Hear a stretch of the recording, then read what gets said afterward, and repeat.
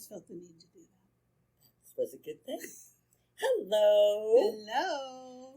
Welcome to In My Experience. I'm your host, Sonya Lee. And I am your host, Piperlyne. Did you miss us? Yeah, we were gone. We had stuff. 3 weeks. Stuff to do. Which you didn't. You only missed 1 week, but we pre-recorded. 2 weeks. Yes. And we were hoping that we'd be back by week 3. Alas, life had other plans. Yes, we both had things come up. Because sometimes it seems like life is sabotaging you. Even if it's not. Even if it's not. Sometimes it seems like you're sabotaging yourself. Sometimes. And that's the topic of our conversation today. That's right. When we were gone, I was looking for something to share last week. Take you back to an old episode, and I was torn between two. And thank you so much. Our Empath Bliss was the most listened to episode to date, so we'll be sure to bring you more of that content because it appears that you enjoyed it. We were very excited. Yes. We were very excited. Please, not only, we got comments too. Right. We get feedback just obviously by you listening, but when you comment, you should see us. We're like texting each other. Did you see? Did you see someone said something? We like to talk. We like to talk with you.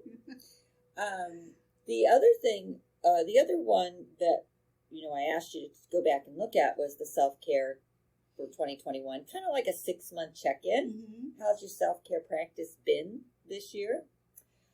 Have you created a self-care practice? Mm-hmm.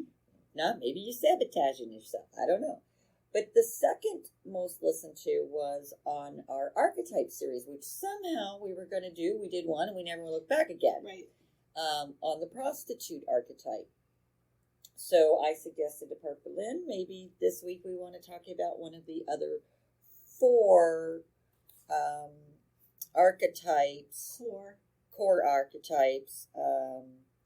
The other way that Carolyn Myss refers to them are the archetypes of survival. Mm-hmm. And this week we're going to talk about Saboteur. So this is from her book, Sacred Contracts. Correct. And she has a rather large list Yes. of archetypes that she covers. And the idea with an archetype, for those of you that may just be joining for the first time, is it's just a mode of expression. Mm-hmm. And we all can play out these archetypes. And the basis of her archetype organization is that we all have the 4 main core ones. Mm-hmm. We have about 12 running at any given time. Right. But everybody has these 4, Right. and then you add or subtract from there. Right. So there's the prostitute, which is probably the most, what's the word I'm looking for? Easily recognizable on the street. No pun intended. What's the word? I was going to say, I can't think of the word. Anyway, so the prostitute, the saboteur, the victim, and the child. Right. And so we chose Saboteur after much discussion. Yeah, and this is also Carolyn's work, based off of the work of Carl Jung, Mm-hmm. and he, had 12 archetypes. I think she's up to 78 or something, like 76, Right. something like that now. So she's obviously expanded upon his work. And and archetypes are everywhere. Look at our mythology. Yes. I mean, it's a reoccurring right theme. in astrology. Yeah. Yes, Absolutely. we even in your Marvel comics, Yeah. right? And that's again modern day mythology, Right. right? Right. Although I believe In Batman. no, in Zeus Okay. and Neptune, Artemis, Hecate. Yes. The same thing, really. Because some would say that they were completely fictional archetypes, right? Maybe someday somebody will come back and go, no, man, Superman is real, okay? Persephone was a real thing. Yes. She was real So thing. interesting you say Persephone, because she's one of my goddesses that hangs with me. Yeah. So anyway, the Saboteur. Carolyn calls this the archetype of choice, because when you have, or when you're faced with something, the choice you make can either be empowering or sabotaging, right? Think about opportunities that come to you that you dismiss or refuse and later go, man, if I had just taken that opportunity, what created the desire to not go there? Right. Was it fear? Because that tends to be the underlying factor of most of these survival archetypes. Yes. And that's how we react or respond to fear. Self-sabotage. We talk about this all the time. But then sometimes they're a little more subtle. And sometimes it can actually work to your benefit. So sit down, get a cuppa, because we're diving in. I have my tea. So I'm going to start with just a little piece from her book about this, because I was reading it earlier and I just thought, this is a nice sort of synopsis, if you will. Of course, now I can't find it. Isn't that always the way? Well, I'll go over the card while you search. Perfect. So she has a deck of cards, because isn't there a deck of cards for everything? Everything. I thought so. So if there aren't, someone's going to create there will be soon. Right. So in her deck of cards, she has the light attribute and the shadow attribute. So her idea with every single archetype is that it serves a purpose, positive and or negative. You want to put those, use those terms. She uses light and shadow attributes. Yes. So light attribute highlights your fear of self-empowerment and the changes it would bring to your life. So that idea of, I want this in my life, right? So you have a desire and intention in your life, but the thing is, something has to change for that to occur. Yes. And sometimes we don't want change. We just want what we want. Sometimes. Well, we're light here. Right. And then the shadow induces self-destructive behavior or the desire to undermine others. So the saboteur could be self-inflicted, or it could be actually projecting it out to try to sabotage others. Oh, yes. So in the name of, I'm just doing what's best for you. Just to throw one out there. Yeah. Right? Trying to protect you. Yes. Mm-hmm. Yeah. So please, you found your reading? I did find my reading. So all of these are neutral energies until we engage and use them, right? Whether for light or for night. A couple of other cards we pulled out that we're going to talk about that just fell out of the deck, so we're going to add them to the Saboteur. The Advocate, the Rebel, the Martyr. Mm-hmm. So I feel like we're talking about some divine feminine Saboteur archetypes here. Right.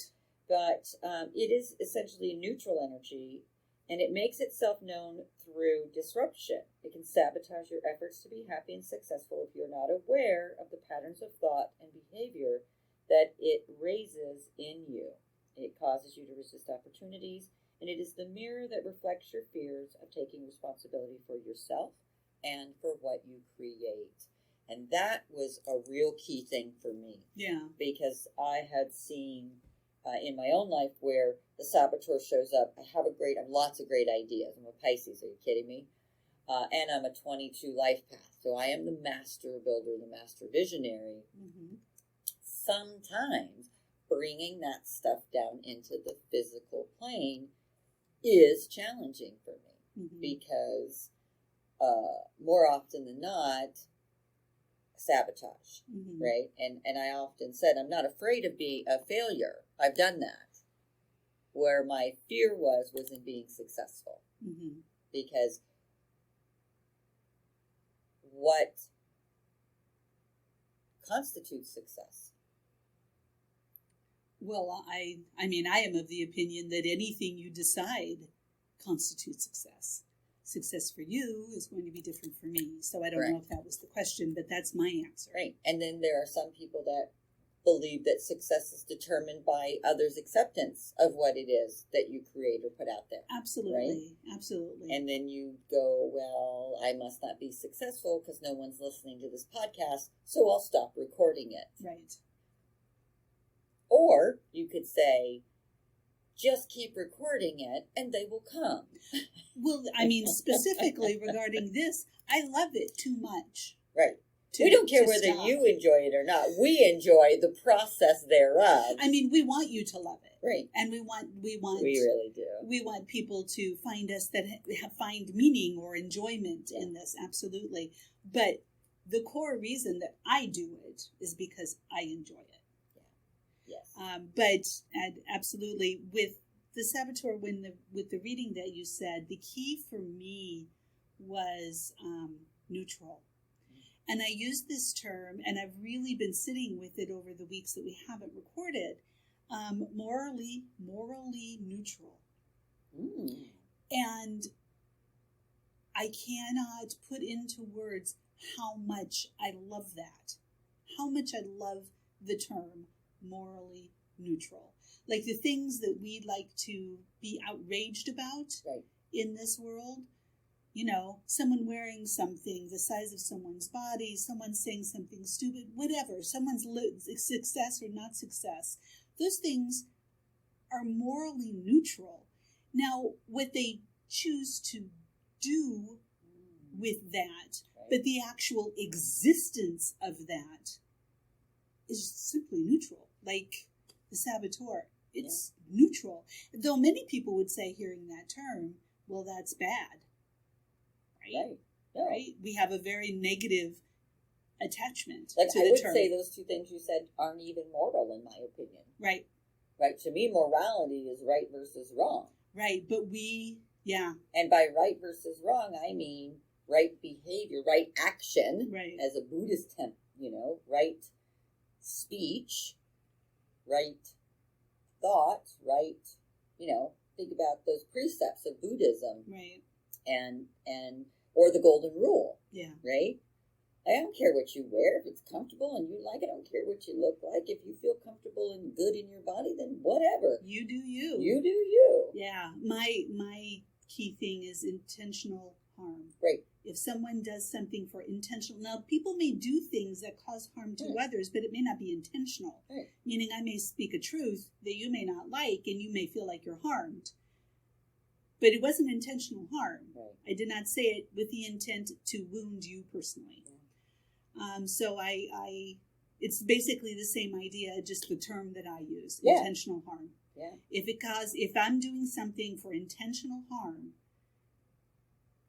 then you know what? I'm probably sabotaging something right then and there. Oh yeah, and I do like that term, morally neutral, though. Because I think we need more moral neutrality in the world. Right. Not just the country, in the world. Yeah. Because there's far too much shaming of every variety going on right now. I've been trying it on everything. I read something, I'm like, okay, morally neutral. Okay.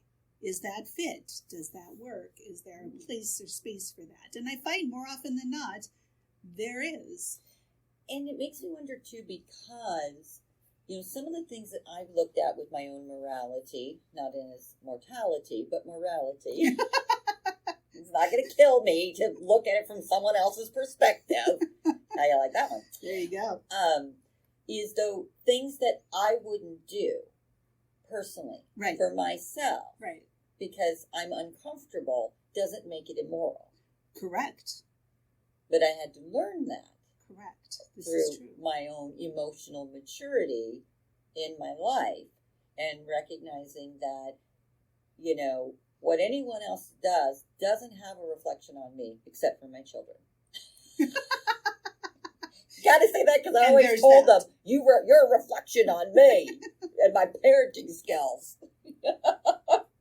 So there is... I kid. What was... Oh, man. Man, my thought just left. So we were reflection. On our social media for the past couple of days, we've posted some thoughts on opinion.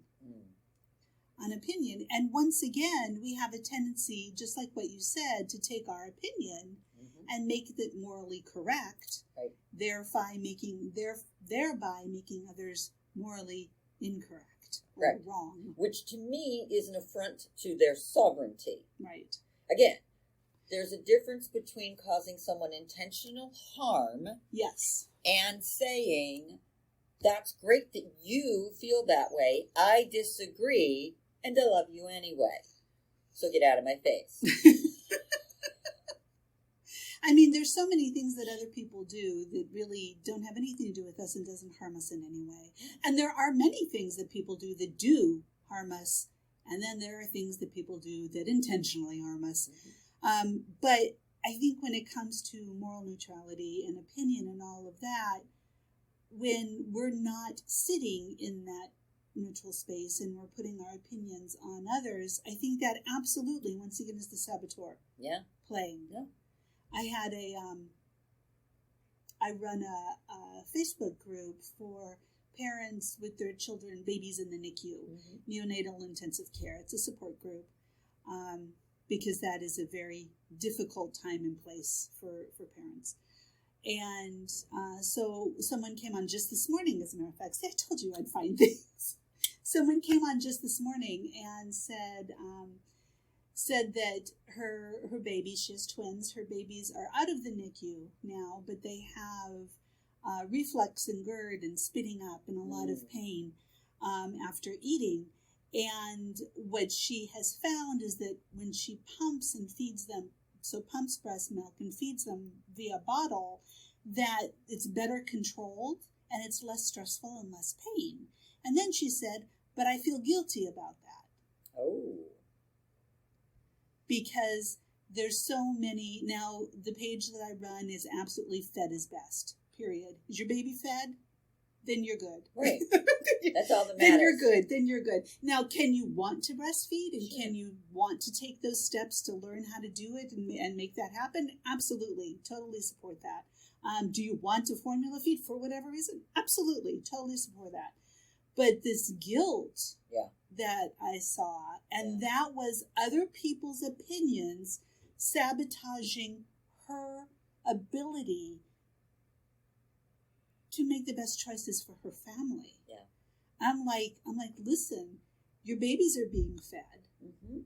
You have found a way to do it so that you can still give them your breast milk because that's important to you. Yep. In a way that is less stressful for your family. Right. I'm like, you are winning all the way around. Right. Stress will make your milk dry up. Stop it.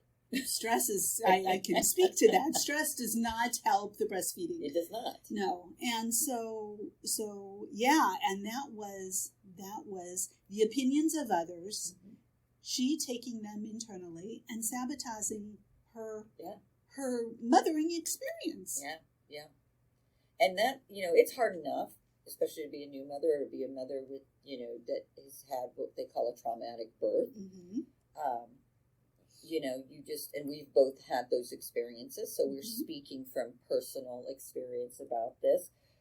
Hers was, significantly more traumatic than mine was.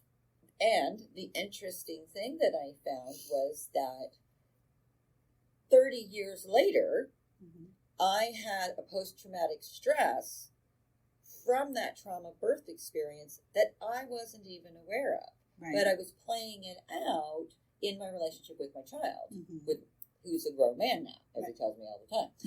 So the realization of that in that moment was enlightening, empowering, and it created a shift. And I was able to release that and heal. Like, I didn't even need, I guess because I felt, and here's a judgment, I felt that other people had, like, my baby was premature, 6 weeks. I spent a couple of months in the hospital, but he didn't spend a night in the NICU. Like, he was okay. Sure, he was under 5 pounds when I took him home, but he, as it goes, the outcome was really good. Nonetheless, being in hospital for 2 months, leaving my other children at home to not be cared for by me during the holidays, worrying about, was my body going to reject this baby before the Celestone kicked in to, help his lungs to be more mature, all of those things. And I also worked in this area. So I was incredibly knowledgeable, and I recognized that I was incredibly logical. I went all Spock on this shit. But I never processed the emotions and the feelings. Right. Now, isn't that interesting? Because in Carolyn's book, she also mentions how the Saboteur is not living intuitively. Right. That the Saboteur comes into play when we're not living intuitively, when we're living by what other people consider reasonable. Yeah. And so, I mean, I do the same thing. I'm like, give me a situation, let me understand it, let me figure it out, let me answer questions, so on and so forth. And then I'll lose my mind down the road as long as I make sure to schedule it in. Right. Got to pencil it in. Don't forget to pencil in the breakdown. That's why adrenaline works the way that it does. In a moment, it gives you that bolus of energy. It's like a 5-hour energy boost. And you're able to do whatever you need to do. Lift the car off the kid, drive like a maniac to get them to the hospital, whatever it is. Catch your child after he falls off a cliff. Right. And pick him up with one arm, which is what I did. Right. And then afterwards, when everyth's fine, you sit there and you get that adrenaline blow off, and you're just like, oh my God, I can't do this. And I've literally seen myself shake. Shaking, crying, absolutely. All of those sorts of things. Same thing happens, since we're talking about babies and giving birth, same thing happens after delivery. Yeah. You give birth to the baby, and the next thing you know, they're putting 20 pounds of warm blankets on you because your body has just released tremendous amounts of not just adrenaline, but oxytocin and all sorts of endorphins and chemicals and things like that. And so you get that sort of blow off. And I feel like sometimes when we have to make a choice about something, we can have this physiological response to the need to have to make a choice. And when it gets to be too much, that's where your saboteur can come in and go, I'm going to make, or your ego brain, you could say that too, the shadow aspect comes in and goes, hey, relax, girl. I'm going to take care of this for you. We're just not going to do it. I'm going to give you a really great excuse of why it's unnecessary for you to go down that road, and you're going to feel fine in about 5, 4, 3, 2, 1. Absolutely. The self-protective again. Now, being self-preservation is not a bad thing in any way, shape, or form, right? It keeps us healthy. It keeps us balanced. Right. We can understand. We talked about the ego. It helps keep you from, alerting you to dangers that may be around you. Right. But and when the ego is overdeveloped, is not balanced out, leads when it's not supposed to lead. Correct. Then it's quote unquote protecting us from the very things that we desire or want. And we talk about the fight, flight, or freeze mode, right? So the sympathetic responses can also lead you to sabotaging type choices. This doesn't feel good in my body, so I'm going to stop it. I'm going to leave. I'm not going to do that. I remember when I first started my spiritual practice. Now, it's funny because I'll have people that will tell me, oh, you were always spiritual. And I'm like, really? Because I didn't think that. What do you mean by that, right? And I guess I always walked on the sunny side of the street. People consider that spiritual. I'm a diamond turner, right? There's this perspective, but if you turn just a little to the left or right, there's another perspective there, right? I never really thought about that as being someone that, anyway, I guess I was. When I started consciously doing it, hey, I'm going to wear this hat now. I can't tell you how many times self-sabotage would show up to try to stop me from stepping out into that spotlight. And sometimes it would show up as a migraine. I've got an event I'm going to do, and I wake up the next morning with a vicious, vicious headache. And because I have a Capricorn moon, I don't know when to say no. Right. So I would just show up anyway. And here's the damnedest thing. took me a couple of times before I figured out and understood that this was a self-sabotaging. I used to say someone's trying to keep me from this, and that someone was probably me. But within an hour or so after being wherever I was, the headache would abate. And so, like I said, over time I came to recognize, and it wasn't necessarily just events. I was going to a drumming course one time. I was going to learn how to make my own drum, and I did. I have an amazing buffalo drum.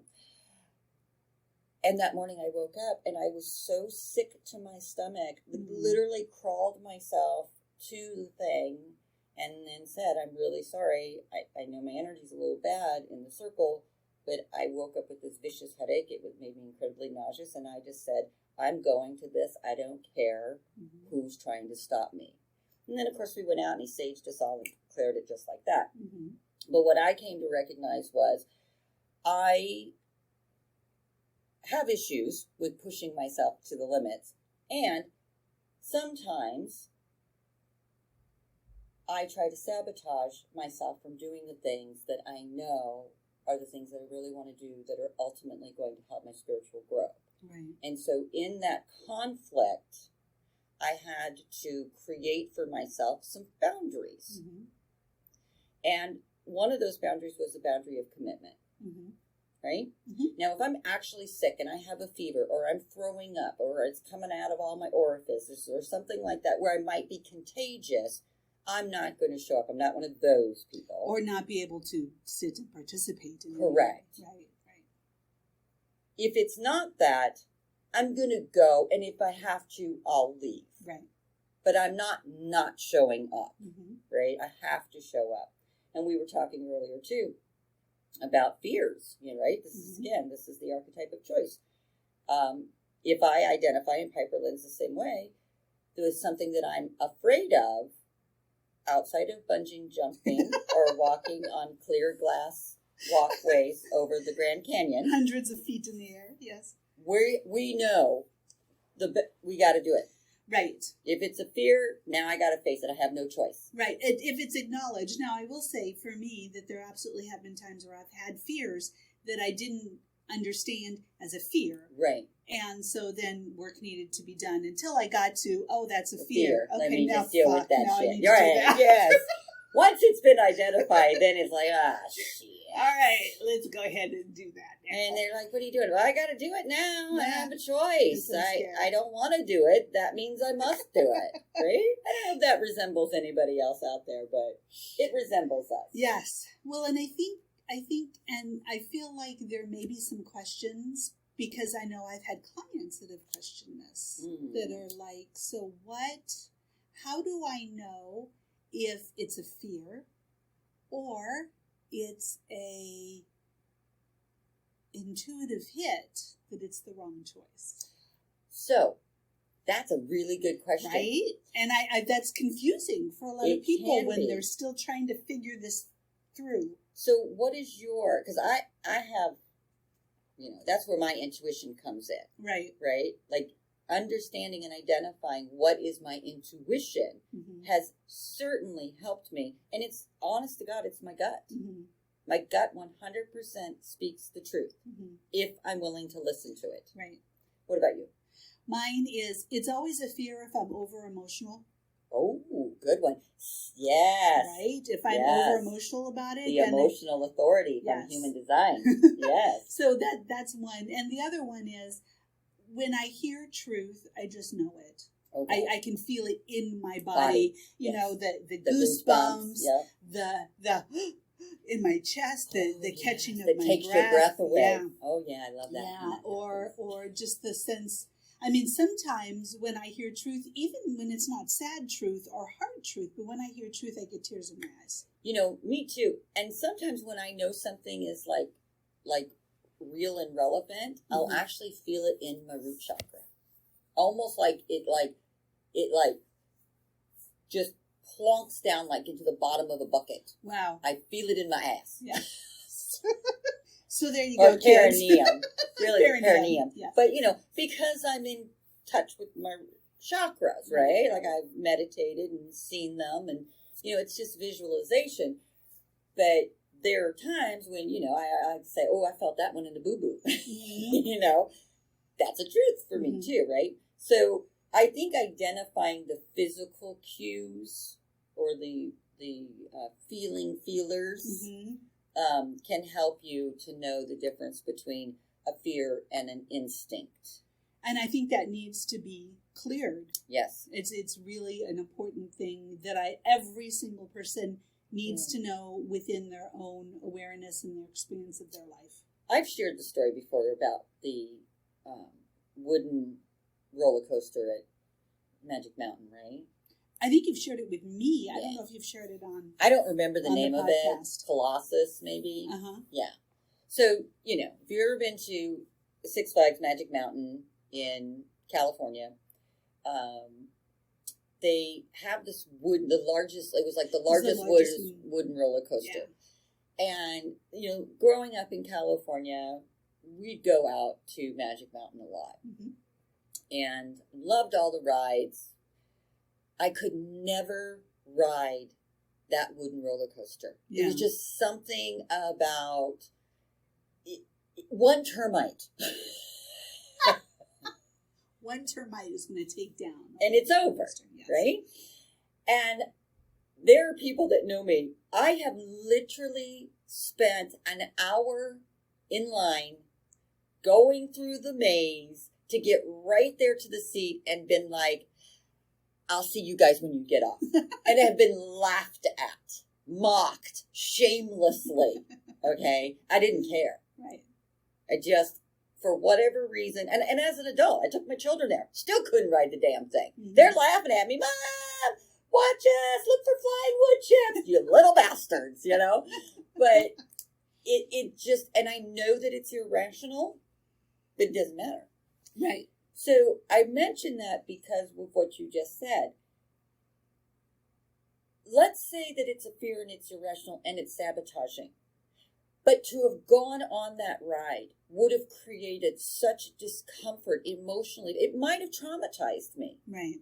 So know your boundaries with that as well. Right. I mean, our mutual teacher for hypnotherapy used to say, how much is it impacting your life?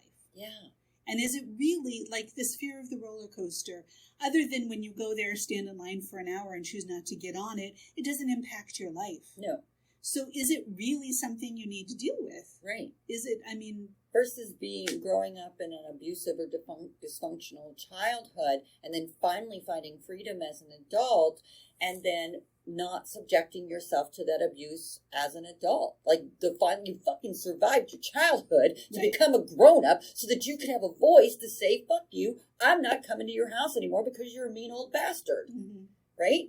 And we talk about this all the time, right? People talk about, well, the trauma, I don't have to, have a relationship with my mother or my father or my siblings or whatever. And no, you absolutely don't. Right. Especially not if it's not safe for you to do so. Right. Now, there are some that have, and I'm going to say this, that haven't processed that childhood trauma and recognize that you're not a child anymore. You're an adult and you're in control of yourself, that are still sabotaging and hiding their healing by putting the blame on someone else. Right? I had a shitty childhood at times. I don't blame anybody for it. It was the experience that I wrote to come in to have so that I could learn and grow and become who I am. Are there people in my life that I choose not to be around from my childhood? Absolutely. But that's a conscious adult choice that I get to make, and there is absolutely no fear in there whatsoever. If I saw them, I could smile across the table and tolerate it. Right.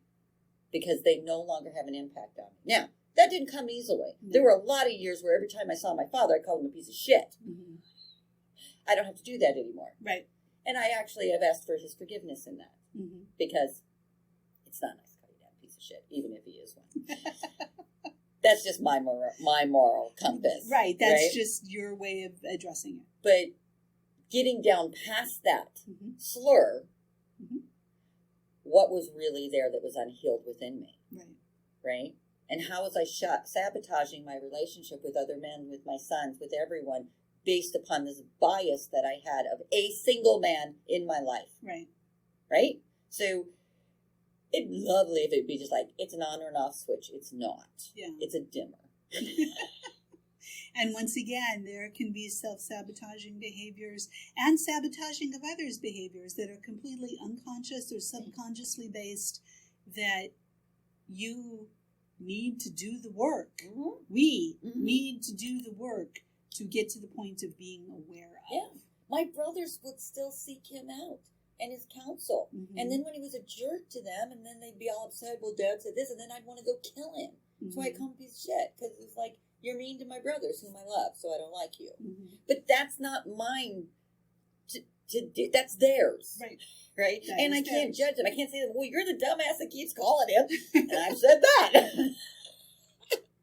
Decided that didn't work either. No, because that's their life experience, whatever it is. Right. I only need to concern myself with my life experience. And that day, there was huge growth. Yeah. When I made that determination, I didn't need to sabotage any relationship with anyone anymore. Right. Just so that I could feel good about the decisions that I made Right. in having or not having that relationship. Well, I did the exact same thing. I mean, I went through the exact same thing when I started going to counseling. We kind of had I some know. similar- I started going to counseling, becoming aware of things in my childhood. I mean, there were things that I was aware, Mhm. but understanding, okay, there needs to be stuff that happens with this. Correct. And so I absolutely, I went through that process with my family. And it was an email of things from my brother Josh that he sent to me. And for whatever reason, because I was in the right place and he played this beautiful part, whatever reason, there was an awareness that came with that. And I'm like, oh, I can't force them to feel anything. And when I try to, I sabotage my relationship with them. Mm. Now, I can... they're going to feel what they feel. Right. They're going to feel and I can choose to do whatever I want with that. Mm-hmm. But when I try to force them to do what I think they should do, Mm-hmm. then I'm sabotaging the relationship. Yeah. And it just, the relationship isn't true. It isn't real. It isn't based in honesty when I am doing that. Right. So I just step back, put my hands back, and just let it drop. They are going to feel what they're going to feel. Yeah. They're going to have whatever relationship they're going to have with my father. Yeah. They're going to do whatever it is they need to do. Mm-hmm. And the amazing thing is I felt this unbelievable flood of compassion for them because of how difficult it was for them to deal with the things that I was saying and that I had experienced. Yeah. And so, what happened to me is what happened to me. When my childhood is my childhood, it is what it is. Yeah. And they need to deal with it how they need to deal with it. But I didn't put the expectation of they have to love, or I did put it on there. Right. I removed the expectation. They have to love me. They have to agree with me. They have to do what I say they You're have to do. either on my side, you're either with me or against me. Right. And right. And I let that go. Yeah. And it's so true, right? It's like you can either support or shun. Right. And supporting doesn't mean engaging. It just means supporting. Right. Right? And like for me too, the fears and the worries about them getting hurt, right, wanted me to protect them like I always did as their big sister. Right. But in this moment, they were grown men. Right. And maybe that's the lesson that they needed to learn. Right? Maybe they needed to have an experience with a father figure to help them to become better men. Right. Right. I don't know. Who am I to sit in judgment of what it is that their life is to be? Mm-hmm. And so I am not. No. And so sometimes the saboteur can show up like that. Maybe you think to yourself, well, I don't sabotage anything in my life, but do you sabotage others in theirs? Right. I mean, I think through your well-meaning advice. Right. I have so been. In fact, we've talked about that before, where I have been like someone's asked me for advice or counsel, and I give it to them, and then they don't do it. And I literally have said to people, I don't know why you come to me for advice. You don't listen to anything I say anyway. You're wasting my time. Now, I don't say that anymore. Now I just go, you'll do with it whether you will or you won't. But back then I got really angry. Right. Because I really felt like, I'm giving you good advice here, and you don't even have the good sense that God gave a mule to take it. because I'm not judgy or controlling At all. at all. Right? And again, my healing process. Right, absolutely. And again, and there are probably a lot of people out there that don't like me to this day because of my past behaviors. And all I can say is that was who I was then. Right. I have worked hard to try to move past it. And I still catch myself from time to time. Right.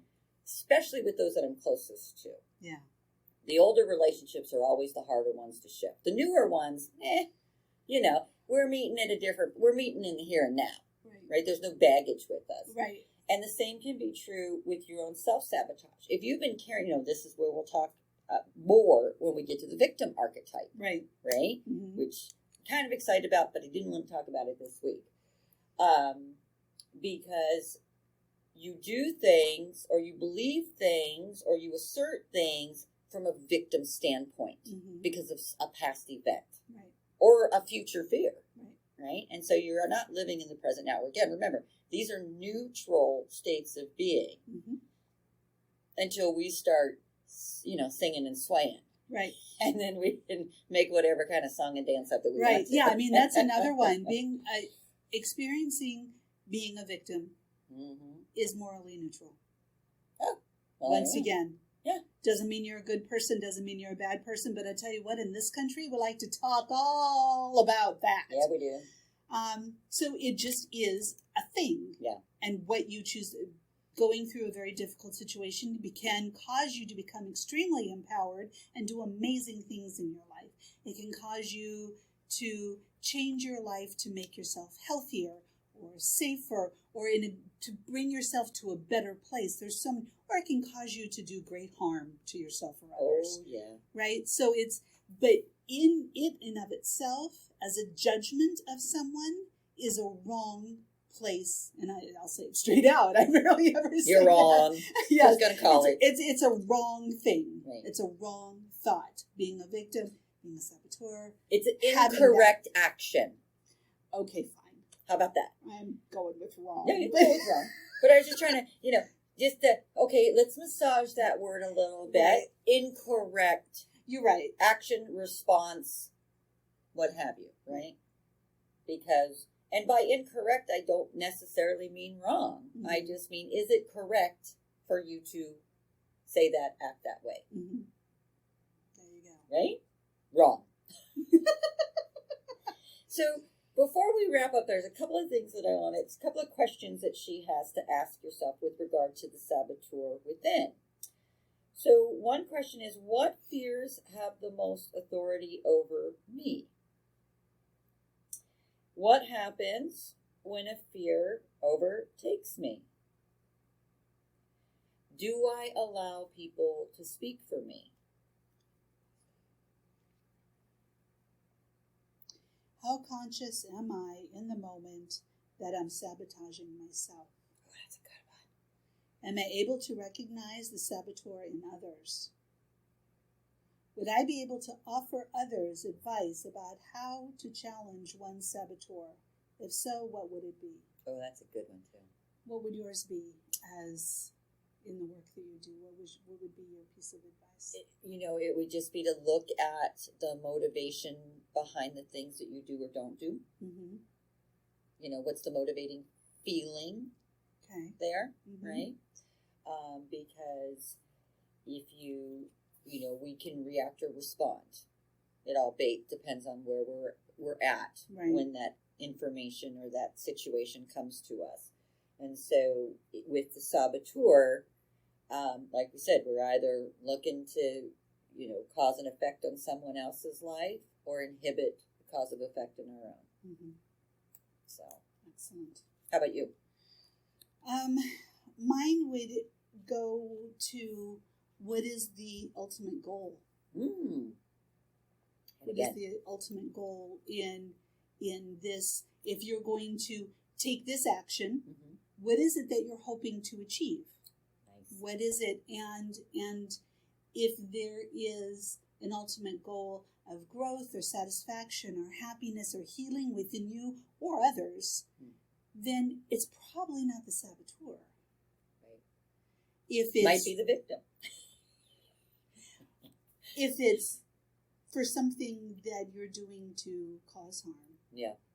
Or to make yourself feel better. Yeah. Then it very well may be the saboteur. Yep. So the advice from Spirit, as I told you, we pulled in a couple extra cards, is to be your own advocate and an advocate for others in their own personal work. Right. You notice how I didn't say in their outcome or in their empowerment or in their freedom or their release. To be an advocate for yourself and for others in their own and your own personal work. Right. Show up for yourself. Yeah. Stand up for yourself. Get to know yourself. Right? So the advocate inspires you to put compassion into action. Mm-hmm. And in its shadow, it's embracing negative causes or committing to causes for personal gain. So what's the outcome, right? Right. What's the goal? Right. So again, you can be an advocate, you know, in a positive way or a negative way. We've heard a lot about advocacy. We've seen a lot. Some is positive, some is negative, right? Right. They're neutral until you use it. Right. Right? Then rebel. Rebel against your own unknowing. Right? Rebel against reacting to the unknowing of others. Mm-hmm. Oh, I love that. Mm-hmm. That's your t-shirt right there. Mm-hmm. Because the light attribute of that is challenges authority to affect social change, rejects spiritual systems that do not serve inner needs. Mm-hmm. Right? Being morally neutral is being rebellious. It is. Absolutely. The shadow of that, of course, is to reject legitimate authority out of anger, unless they're stupid, rebels out of peer pressure or fashion. Oh, oof. These are cards for the times, baby. So, and then the last one is martyr, right? Learning the transcendent nature of service of oneself or a cause. Service to oneself or a cause. Mm-hmm. Learning the transcendent nature of service to oneself or a cause. And the shadow attribute is addiction to self-pity. You know, being in service, however that shows up, whether it's your, doing hospitality for the work, taking care of your family, supporting your friends, and being in service of life, Mm-hmm. of love, of those you care about, is not and should never be martyrdom. No. It's not, if you are feeling martyred, Right. then that's an awareness, that's an opportunity for you to become aware of how am I using this sense of service, or how is it being used against me? Mm-hmm. How am I allowing it to be used against me? So Come off that cross, yeah. tear it apart, build a bridge, and get over yourself. So there you go. So as you go through the week, as we're going to go through the week with the Saboteur energy fresh in our minds, the advocate, the rebel, the martyr. Those Mm-hmm. I think are great. Are you being an advocate? And do you even know what you're advocating? Are you being rebellious? Why are you rebelling? What are you rebelling against? Are you Right. rebelling against yourself? And for the love of God, don't martyr yourself. Right. And don't let anybody else martyr themselves just to get a rise out of you. Right. It's all part of that neutral energy of the Saboteur. And I think one of the great things about these archetypes is in showing the light and the dark is it also lets us know that there's always two sides to the Mm-hmm. coin, to the story, to who you are, right? I always say, if you're in a situation and you only see one answer, you're missing a lot. Yep. Ooh, that's a good one too. And maybe sit with it till you see another one. Yeah. And if you have any questions or comments, feel free to reach out to us and share with us what you thought of this episode. Maybe you've got your own Saboteur story that we'd love to hear, because this is how we all learn together and grow. Right. And, for us today, where we're sitting personally with our own life experience, looking at the archetype of the saboteur has actually given me some things to go home and think about, where I've sort of been hesitant or procrastinating in doing certain things that I know I'm going to have to do because I'm on a timeline. Mm-hmm. What is causing me to sort of sabotage this forward movement? Now, I can blame it on the heat. Right. But I could be doing some inside work in the AC. I blame everything on the heat. It's just so exhausting right now. That is my saboteur. But yeah, procrastination. Yeah. Not to bring up a new idea, but you said it, so I got to say it too. Yeah. Procrastination can be a huge saboteur. Or it could be an awareness that this isn't maybe the right thing for you. So it goes back to what we talked about in knowing the difference. Yeah. And maybe it's just this one moment in time and not a lifestyle. This is true.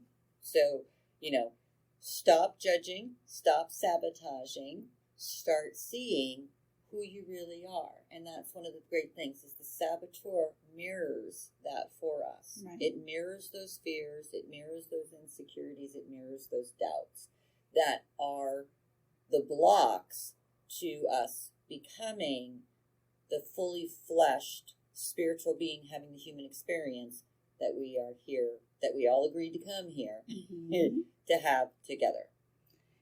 Yes. And that means joy and pain. Yes, it does. Difficult and easy, happy and sad, Till, black and white. for better or worse, till death do us part. And play with the term, because I'm going to continue to play Yes. with the term morally neutral. Yeah, that's a great one too. So, and see if you can do that with your saboteur. Just don't judge. Yeah. Very simply, another way to put it. Love it. All right. So, great to be back again. Missed you. Looking forward to seeing you guys or talking with you guys next week.